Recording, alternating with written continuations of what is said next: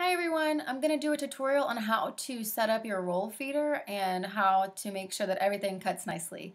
The roll feeder is really great. It really helps eliminate the sliding and moving of cutting large designs. Like if let's say you want to do a really big wall design of words and it's bigger than a 12 by 24 mat and you're not really sure what you're supposed to do. You're supposed to cut it in sections. I don't know. That sounds like way too much work for me.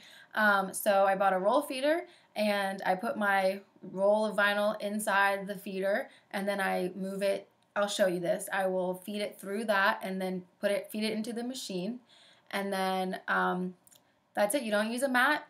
It cuts it. The roll feeder will move it in, move it back, keep it all in line together. The problem without having a roll feeder and cutting on rolls and you don't use a mat, is that your vinyl will start to move and then you'll look over and everything's all messed up and you wasted all this vinyl. That happened to me so many times before I just spent the 20 bucks on a roll feeder. And I probably wasted more money in vinyl than the roll feeder actually costs. So it's a really good investment, especially if you're new. You can use it with HTV rolls and regular vinyl rolls. So in just a second, I will show you how to set everything up. Alrighty, here we are. Here is a roll feeder. These little tabs will fold down to kind of make it easier storage. I mean, it's still kind of big and this is how it's going to stay, but you can at least slide it in next to something because it just makes it skinnier. When you want to put your roll in, you'll pop these tabs open, and I am not sure exactly how large they get, but for smaller rolls, you can adjust this and move it in. And about right here is, actually it tells you.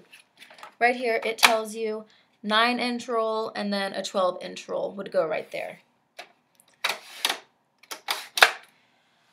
Okay, so basics of this. This is really simple. It's not intimidating. It's just kind of ugly.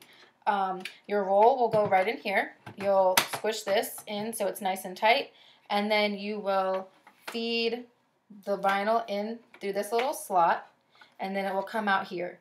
These little tabs here, these cutouts, are where your silhouette are going to sit in. So, under the silhouette, under the Cameo, there are these black tabs here. All you would do is just wind them up with the little holes in the roll feeder, and then it just locks in place, and they're just kind of stuck together. Now, let me get my roll of vinyl.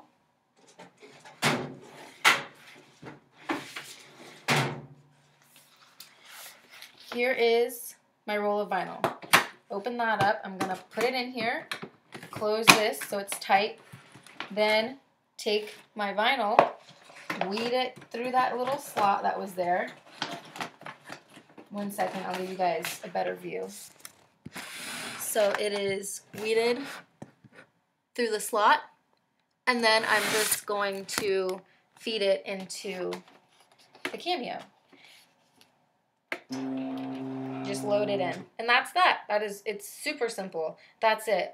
Really important things are on your design studio. You want to make sure you tell your cut settings that you are not using a mat, and that's it. You don't have to tell anything about a roll feeder. It doesn't care. Just wants to know are you using mat or not using mat, and we're not using mat, and that is that.